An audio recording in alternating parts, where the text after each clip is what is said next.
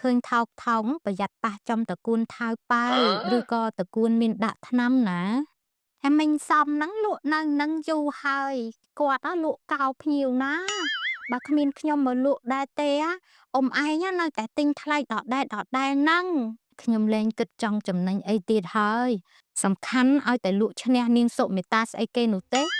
នេះបើប្តីខ្ញុំដឹងច្បាស់ជាស្ដីបន្ទោសឲ្យខ្ញុំជាមិនខានទេទឹកភ្នែកសុមេតាចាប់ផ្ដើមរលីងរលោងរឿងរកស៊ីប្រជែងគ្នាព្រះអាទិត្យរៀបរះបញ្ចេញពន្លឺតិចចាំងជះលើស្លឹកឈើបៃតងខ្ចីដែលដុះអមផ្លូវលំដីក្រហមផ្សារតូចមួយនៅក្នុងភូមិកកោះចាប់ផ្ដើមមានសកម្មភាពឡើងវិញសំឡេងឆ្កែព្រុសលាយឡំនឹងសំឡេងអ្នកភូមិជជែកគ្នាអ៊ូអរនៅឯផ្ទះរបស់មីងសំកូនស្រីកូនឯងទៅកាត់ត្រកួនមកឲ្យម៉ែយកទៅលក់ឲ្យឆាប់ឡើងមកណានៅថ្ងៃនេះភ្ញៀវទំនងជាច្រើនហើយចាម៉ែចាំកូនទៅកាត់ត្រកួននៅក្បែរព្រែកជិតផ្ទះយើងនោះកល្យាននាងតែងតែជួយម្ដាយរបស់នាងលក់ត្រកួននៅក្នុងផ្សារតូចនេះជារៀងរាល់ព្រឹកមីងសំបានលក់ត្រកួននៅក្នុងទីនេះអស់ជាច្រើនឆ្នាំហើយគាត់ស្គាល់ច្បាស់ពីត្រកួនណាដែលស្រស់ថ្លោះមិនមានសត្វល្អិតគាត់តែងតែមានអតិថិជនទៀងទាត់ហើយតែងតែមានពាក្យសរសើរថាត្រកួនរបស់គាត់ស្រស់ជាងគេហើយជីវិតនៅម្នាក់ឯងពិបាកបន្តិចមែនតែសំណាងហើយដែលមានកូនល្អជួយលក់ដូរអត់មានចម្ពាក់គេមិនសូវព្រួយចិត្តទេរអ៊ូចប់យីផានក៏បានដើរមកដល់សំអើយថ្ងៃនេះបានត្រកួនស្រស់ទេក្មួយយាយចង់ទិញទៅធ្វើសម្លម្ជូរគ្រឿងបន្តិចណាចាយាយស្រស់ណាស់បេះនៅព្រឹកមិញនេះយាយយកប៉ុន្មានដុំដែរឲ្យយាយ2ទៅ3ដុំមកក្មួយត្រកួនក្មួយនេះណាដឹងតែឆ្ងាញ់មាត់ហើយចាយាយអរគុណច្រើនការលក់ដូររបស់មីងសំតែងតែប្រព្រឹត្តទៅដោយភាពរាក់ទាក់និងយោគយល់បែបអ្នកភូមិផងរបងជាមួយគ្នា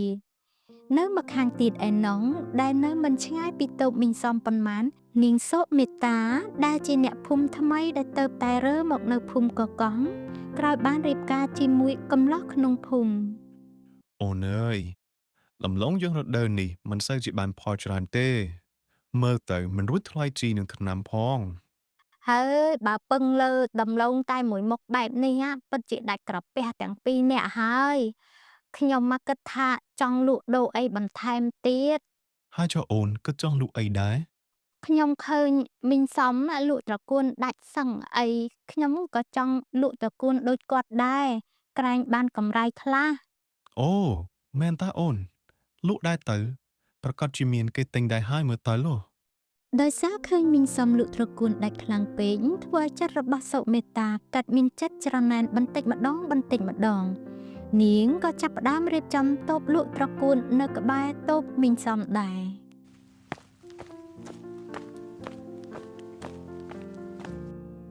អេក្មួយស្រី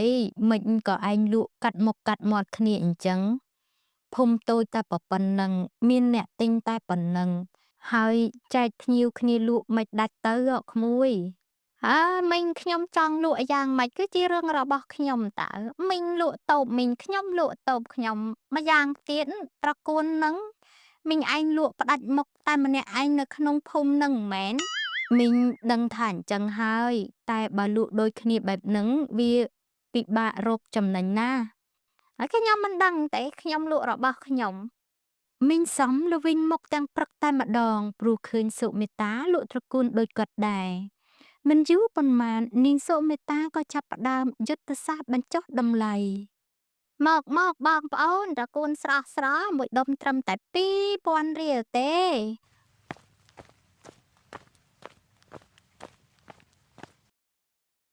អូហូសុមេតាលក់ថោកជាងមីងសំ1000រៀលទៀតហើយមើលទៅត្រកួនក៏ស្រស់ដូចគ្នាដែរតាហើយចាបងណូតមកទិញកន្លែងខ្ញុំទៅថោកហើយស្រស់បើអញ្ចឹងច្រកឲ្យខ្ញុំមួយដុំមកការលក់បញ្ចុះតម្លៃរបស់សុមេតាបានតាក់ទាញអតិថិជនជាច្រើន អ្នកភូមិខ្លាំងក៏ប្តូរទៅទិញត្រកួនពីសុមេតាព្រោះចង់បានរបស់ថោកមីងសំឯនេះវិញខំខំមាត់សង្កត់ចិត្តតែគាត់ក៏មិនព្រមចុះចាញ់ដែរមីងសំមិនត្រឹមតែទម្លាក់តម្លៃតាមសុមេតាទេគាត់ក៏មានការថែមជូនផងដែរអ្នកណាទិញត្រកួន2ដុំឡើងខ្ញុំថែមម្អមនិងជីនាងវង1ដុំទៀតរបស់ខ្ញុំធានាគុណភាពស្រស់ល្អខណៈនោះពូហុងក៏បានដើរមកដល់មុខតូបរបស់មីងសំ អីអ្នកសមថែមបែបហ្នឹងហើយចំណេញដែរអី ពេលនេះខ្ញុំលែងគិតចង់ចំណេញអីទៀតហើយសំខាន់ឲ្យតែលក់ឈ្នះនាងសុមេតាស្អីគេនោះទេ អូដើម្បីចង់ឈ្នះនាងសុមេតាទោះខាក៏សុកចិត្តដែរណ ត្រូវឲ្យលោកបងនាងនឹងណាគេទៅតែលក់ក្រោយខ្ញុំទេតែគេលក់បញ្ចុះតម្លៃយកភ្ញៀវពីខ្ញុំអស់រលីងហើយ អញ្ចឹងតើបានជាអ្នកលក់បញ្ចុះតម្លៃហើយថែមច្រើនយ៉ាងនេះបើអញ្ចឹងឲ្យត្រកួនខ្ញុំពីរដុំមក ភ្លើងសង្គ្រាមត្រជាក់នៃការដណ្ដើមភ្ញៀវកាន់តែរីករាលដាលអ្នកទាំងពីរក៏ចាប់ផ្ដើមនិយាយបង្ខូចគ្នាទៅវិញទៅមកក្មួយអើយតើគួនអ្នកខាងនោះមិនដឹងជីបេះឬយកមកពីណាទេឃើញថោកថោកប្រយ័ត្នប៉ះចំតកួនថៅប៉ៅឬក៏តកួនមានដាក់ថ្នាំណាហើយមិញសំហ្នឹងលក់នៅនឹងយូរហើយគាត់លក់កោភ្ញៀវណាបើគ្មានខ្ញុំមកលក់ដែរទេអ៊ំឯងនៅតែទិញថ្លៃដដែលហ្នឹងមីងសំនិងសុមេតាក៏បានបញ្ចុះតម្លៃដេញតាមគ្នារៀងខ្លួនដោយមិនខ្វល់ពីរឿងខាតឡើយអ្នកភូមិចាប់ផ្ដើមមានអារម្មណ៍មិនល្អផ្សារដែលធ្លាប់តែមានសភាពអ៊ូអរក៏ចាប់ផ្ដើមស្ងាត់ភ្ញៀវអ្នកខ្លាំងខ្លាចទិញបានរបស់មិនល្អអ្នកខ្លះទៀតធុញទ្រាន់នឹងការឆ្លោះប្រកែកគ្នាហេលក់តាំងពីព្រឹករហូតដល់ថ្ងៃត្រង់បានលុយស្ទើរមិនស្មើដើមផងត្រកួនក៏ចាប់ផ្ដើមស្វិតទៀតក្តៅចិត្តណាស់ហើយ ខ្ញុំខ្ចីលុយគេមកធ្វើដើមតែបែរជាមកខាតបង់ដោយសារតែការចង់ឈ្នះគេពេកនេះមកប្តីខ្ញុំដឹងច្បាស់ជាស្ដីបន្ទោសឲ្យខ្ញុំជាមិនខានទេទឹកភ្នែកសុមេតាចាប់ផ្ដើមរលីងរលោងមីងសំក៏អង្គុយដកដង្ហើមធំផ្សារចាប់ផ្ដើមស្ងាត់ជ្រងំតារិទ្ធដែលជាចាស់ទុំម្នាក់នៅក្នុងភូមិដែលមានគេគោរពកោតខ្លាចនឹងឲ្យតម្លៃបានដើរយឺតមកជួបមីងសំនិងសុមេតា អ្នកសមក្មួយសុមេតាសម្រាប់បន្តិចសិនទៅថ្ងៃក្តៅណាស់មកនេះមកតាមានរឿងចង់ប្រាប់ អ្នកទាំងពីរក៏ដើរមកក្បែរតារិទ្ធដោយកាយវិការអ៊ីនតែមិននិយាយរកគ្នាឡើយ តាបានសង្កេតមើលយូរហើយភូមិយើងតូចទេអ្នកទិញក៏មានតែប៉ុណ្្នឹងអ្នកលក់ក៏មានតែប៉ុណ្្នឹងដែរកើដើមឡើយណាអ្នកសំលក់ម្នាក់ឯងគាត់ក៏បានកម្រៃចិញ្ចឹមគ្រួសារគាត់ទៅឥឡូវក្មួយសុមេតាក៏មកលក់បន្ថែមក៏ដើម្បីគ្រួសារដែរគ្មានអ្នកណាខុសនោះទេ ចាស់អ៊ំ តែអ្វីដែលខុសនោះគឺការច្រណែននិងចិត្តប៉ងចង់ឈ្នះរៀងខ្លួននេះឯង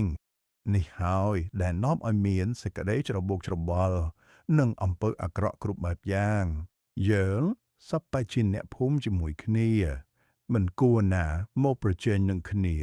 រហូតនាំឲ្យខាតបង់ទាំងអស់គ្នាអញ្ចឹងទេអ្នកលក់លោបើចង់ឈ្នះគឺឈ្នះចិត្តភ្ញៀវដោយគុណភាពនិងភាពស្មោះត្រង់មិនមែនឈ្នះគ្នាឯងដោយសារតែតម្លៃនិងការនិយាយបង្ខូចគ្នានោះទេ មីងសំនិងនាងសុមេតាសម្លឹងមុខគ្នាទឹកមុខខឹងសម្បាបានប្រែជាស្រពោនដោយការខ្មាស់អៀនមីងសុំទោសណាមីងចាស់ហើយតែបែរជាមានចិត្តចង្អៀតចង្អល់តាមពិតមីងមិនគួរណាធ្វើបាបក្មួយឯងអញ្ចឹងទេហើយចាស់មីងខ្ញុំអានេះទេដែលខក្មួយមកក្រោយមិនចេះគិតគូរឲ្យបានវែងឆ្ងាយទៅលក់ប្រជែងជាមួយនឹងអ្នកមីងរហូតដល់ខាត់បងទាំងពីរនាក់ ល្អណាស់បើដឹងខ្លួនខុសហើយ កែប្រែទៅណាខ្សាយើងនេះមិនមែនត្រូវការតែត្រកូលឯណាហេតុអីក៏មិនបែងចែកគ្នាលក់ទៅ ថាបែងចែកគ្នាយ៉ាងម៉េចទៅតាពិតមែនហើយមីងលក់ត្រកូលយូរហើយចុះបើក្មួយសុមេត្តាបដូរមកលក់នំឬក៏អាហារពេលព្រឹកវិញយ៉ាងម៉េចដែរក្នុងភូមិយើងមិនទាន់មាននរណាលក់ទេចាស់មីងខ្ញុំពូកែធ្វើនំគ្រក់ណាអញ្ចឹងស្អែកនេះខ្ញុំនឹងរៀបចំលក់នំគ្រក់ហើយនៅថ្ងៃបន្ទាប់ផ្សារភូមិកកោះក៏ត្រឡប់មករកភាពអ៊ូអរឡើងវិញមីងសំលក់ត្រកួនស្រស់ៗរបស់គាត់នាងសុមេត្តាលក់នំគ្រក់ដាច់ចាំងខ្លាំងពួកគាត់លែងជាគូប្រជែងតែជាអ្នកចិត្តខាងដែលជួយទិញគ្នាទៅវិញទៅមកការច្រណែននិងចិត្តចង់ឈ្នះបានបញ្ចប់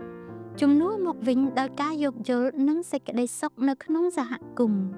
កុំឲ្យភ្លើងនៃការច្រណែនធ្វើឲ្យយើងខាតបង់ទាំងទ្រព្យសម្បត្តិទាំងគុណភាពជីវិតនិងមិត្តភាពត្រូវចេះបែងចែកទីផ្សារនិងឈ្នះចិត្តភ្ញៀវដោយគុណភាពទើបជាភាពជោគជ័យពិតប្រាកដដោយដែលព្រះយេស៊ូវបានបង្រៀនយើងថាត្បិតទីណាដែលមានការឈ្នានីសនិងការទាស់ទែងទីនោះមានភាពច្របូកច្របល់និងការអាក្រក់គ្រប់យ៉ាង